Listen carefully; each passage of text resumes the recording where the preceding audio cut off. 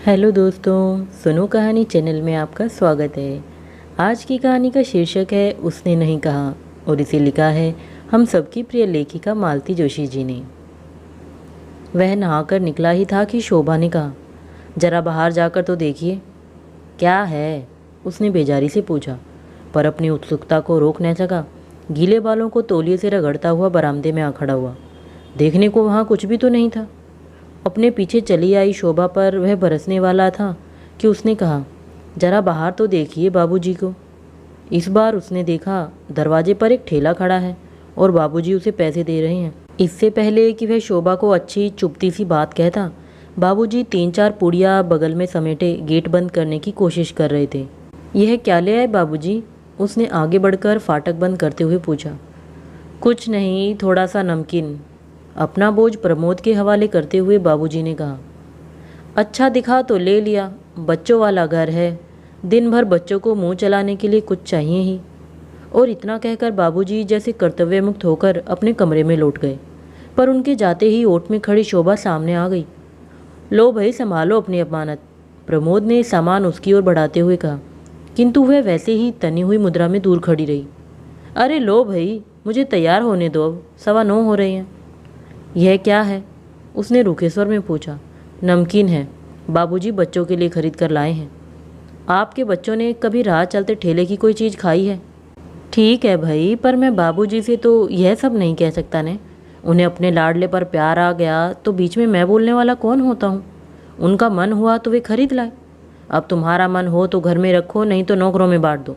बस बात खत्म। नहीं, बात यहीं ख़त्म नहीं। प्रमोद भीतर जाने को मुड़ा ही था कि शोभा का सख्त स्वर सुनकर बीच में ही रुक गया। क्या? यह है कि मैं इसका मतलब खूब समझती हूँ। साफ साफ कहो न, वक्त बेवक्त कुछ देखती नहीं, बस बहस लेकर बैठ जाती हो। जरा घड़ी तो देखो। मुझे मालूम है यह सब मुझे दिखाने के लिए किया गया है। मेरी समझ में अब कुछ भी नहीं आ रहा, ठीक से बताओ। 2-4 दिन से उनकी मंडली को नाश्ता नहीं दे पा रही हूँ न, इसलिए यह नाटक रचा गया है। लेकिन क्या नाश्ता नहीं दिया गया? तुम्हें मालूम है बाबूजी सूखी चाय कभी नहीं पीते। बाबूजी के लिए किसने मना किया है, पर पूरी बारात को तो मैं रोज़ खिला नहीं सकती। बिस्कुट विस्कुट से काम चल जाता तो तब भी गनीमत थी, पर आपके पिता तो चाहते हैं कि दिन भर हलवाई की कढ़ाई चढ़ी रहे। पता नहीं किस जमाने में रहते हैं। न तो उन्हें इस बात की परवाह है कि बाजार आकाश छू रहा है, न इस बात का ही ख्याल है कि घर में गैस नहीं है या कि नौकर बीमार पड़ा है। मजबूर हैं बेचारे, माँ ने ऐसी शाही आदतें डाल दी हैं, अब भला इस उम्र में छूटेंगी वे? पर शोभा की तसल्ली नहीं हुई। खाने की मेज पर भी उसका भुनभुनाना जारी रहा। आखिर तंग आकर प्रमोद बोला, अच्छे भले पड़े थे गांव में, तुम्हें ही शौक चढ़ा था बुलाने का, अब क्यों रोती हो? हम लोगों के होते हुए वहाँ उनका अकेले रहना क्या अच्छा लग रहा था? आखिर संतान किस दिन के लिए होती है? शोभा ने बुजुर्गाना लहजे में कहा।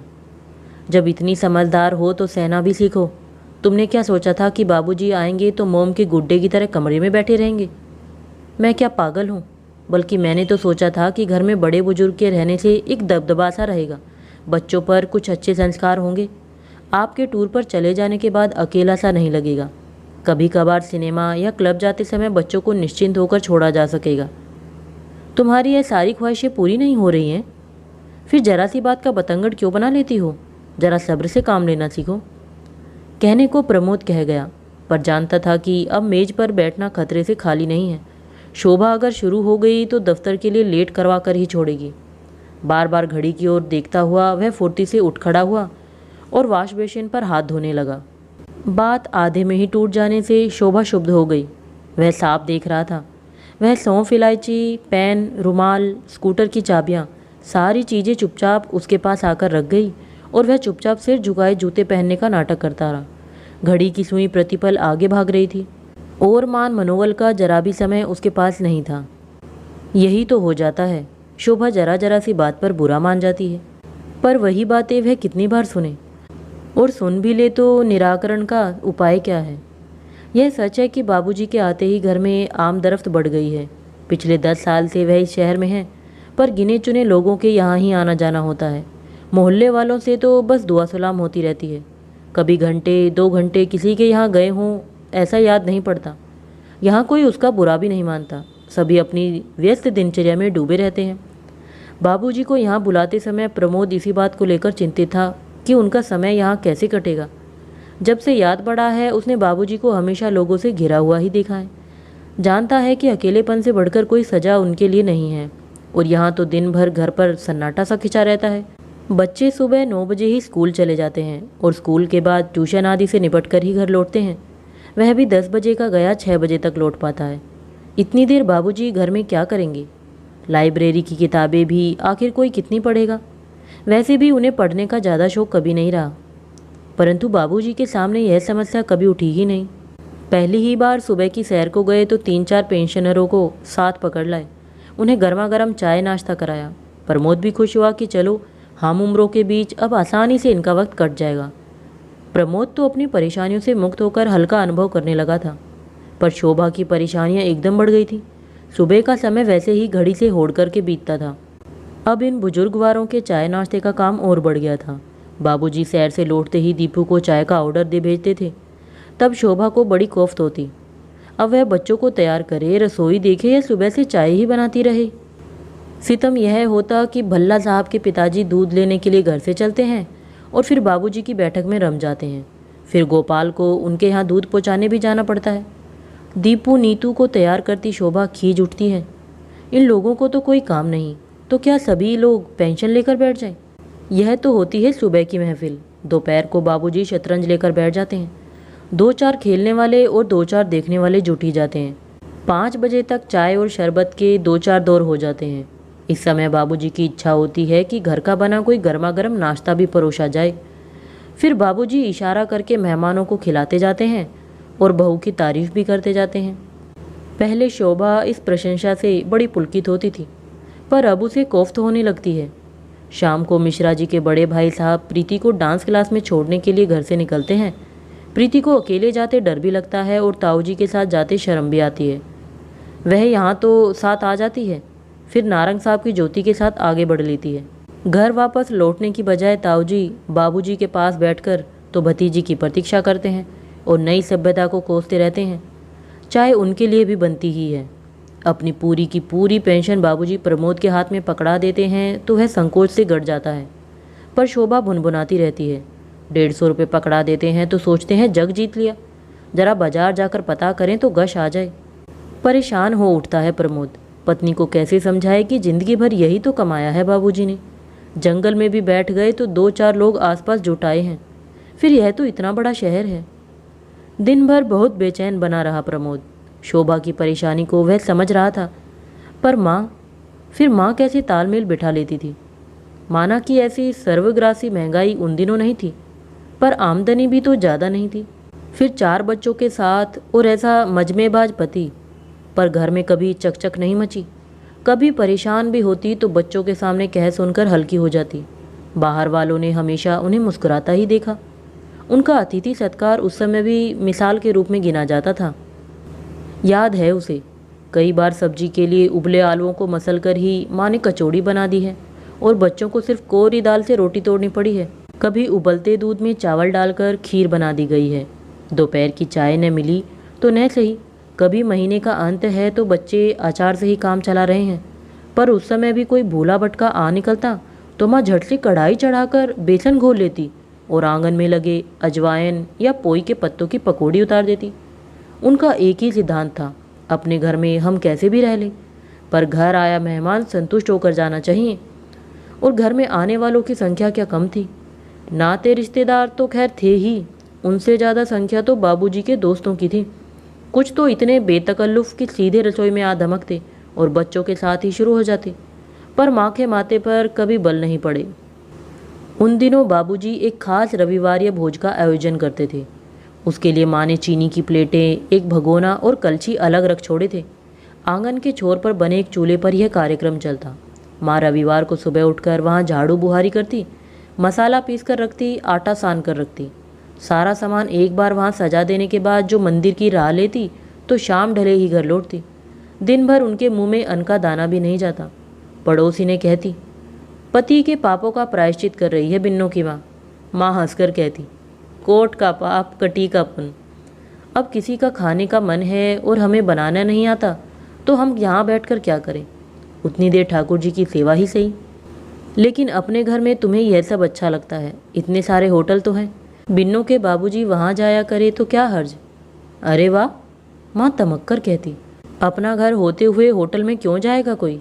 वहाँ खाने से मन भरता है कभी? और इतने संगी साथी लेकर होटल जाने का बूता है किसी का? सच तो था, बाबूजी के समय सामिश भोज में 10-12 लोग तो कम से कम आते ही थे। होता यह चंदे से ही था, पर उनमें से कई ऐसे थे जो घर से छिपा कर आते थे। वृषभान चाचा तो ऐसे थे जो चंदा भी नहीं दे पाते थे, पर बिना बुलाए ही आ टपकते। तब माँ कहती, मर्द मानुस है, खाने पीने की हवस को कहाँ तक दबाएगा बेचारा। घर में नहीं मिलता तभी तो इधर उधर लार टपकाता फिरता है। शुरू शुरू में तो माँ बच्चों का खाना बनाकर रख जाती थी, पर बाद में आमिल चाचा बच्चों को खींचकर अपनी पंगत में ले जाने लगे। माँ को पता चला तो हाथ जोड़कर बोली, लाला लड़के तुम्हारे हैं, जैसे चाहे गुण सिखा देना, मैं कुछ नहीं बोलूँगी, पर लड़कियों को बख्श दो। पता नहीं कैसी ससुराल मिले। मर्द मानुस तो अपने शौक बाहर जाकर पूरा कर लेता है, पर यदि इनकी जीभ को स्वाद लग गया तो छटपटाती फिरेंगी। उस समय तो सारी बातें इतनी रूटीन हो गई थी कि कुछ भी अस्वाभाविक नहीं लगती थी, पर आज सोचते हुए कैसा आश्चर्य होता है। मुश्किल से 4 किताबें पढ़ी, कट्टर धार्मिक संस्कारों में पली बड़ी माँ, इतनी सूझबूझ, इतना विवेक, इतनी सुगढ़ता कहाँ से ले आई थी वे? कौन सा विश्वविद्यालय था जहाँ से माँ ने यह विद्या सीखी थी? अभावों में मुस्कुराने की विद्या, पति के दोषों को खूबसूरती से ढांपने की विद्या, बच्चों के भविष्य में दूर से झांक लेने की विद्या, मध्यम वर्गीय विपन्नता के बावजूद भी सिर उठाकर चलने की विद्या। कहाँ से सीखा था माँ ने यह सब? माँ के प्रति उसका मन नए सिरे से श्रद्धानंद हो आया। सच, ऐसी संगिनी को खोकर बाबूजी कितने अकेले पड़ गए होंगे। पता नहीं उसके मन में कैसा ज्वार उमड़ा कि घर लौटते समय उसके स्कूटर के सामने वाली बास्केट तरह तरह के खाद्य पदार्थों की थैलियों से भरी हुई थी। इतने पर भी उसका मन नहीं भरा तो कृपाराम हलवाई की दुकान के सामने गाड़ी रोककर उसने 10-12 गरम कचौड़ियाँ भी तुलवा ली। स्कूटर पार्क कर वह किसी स्कूली बच्चे की सी आतुरता से सीधा बाबूजी के कमरे में घुस गया। बाबूजी, कचौड़ी लीजिए, बिल्कुल कढ़ाई से निकलवा कर लाया हूँ। अपने यहाँ का मशहूर हलवाई है, आपके शहर की टक्कर का तो नहीं। बाबूजी विस्मित हो उसकी ओर देखते रहे, फिर धीरे से बोले, इतनी जल्दी क्या है बेटे, अंदर भिजवा दो, सब लोग साथ ही ले लेंगे। संकोच से गड़ गया वह। ठीक तो है, बाबूजी क्या ऐसे ही हाथ में लेकर खा लेंगे? अपनी उमंग में उसे याद ही नहीं रहा कि शाम की चाय बाबूजी उसके साथ भी ले लेते हैं। स्कूटर का सामान निकालकर गोपाल अंदर ले जा रहा था कि उसने उसे आवाज़ दी। कचौड़ी का लिफाफा उसे पकड़ाते हुए बाकी सामान खुद ले लिया और अलमारी में एक एक सिरे से जमाने लगा। बाबूजी कुछ देर तो शांति से देखते रहे, फिर धीरे से बोले, यह क्या हो रहा है बेटे? जरा शहर तक निकल गया था, बड़ी फेमस दुकान है वहाँ, अग्रवाल नमकीन भंडार। सोचा यहाँ तक आया हूँ तो कुछ लेता चलूँ।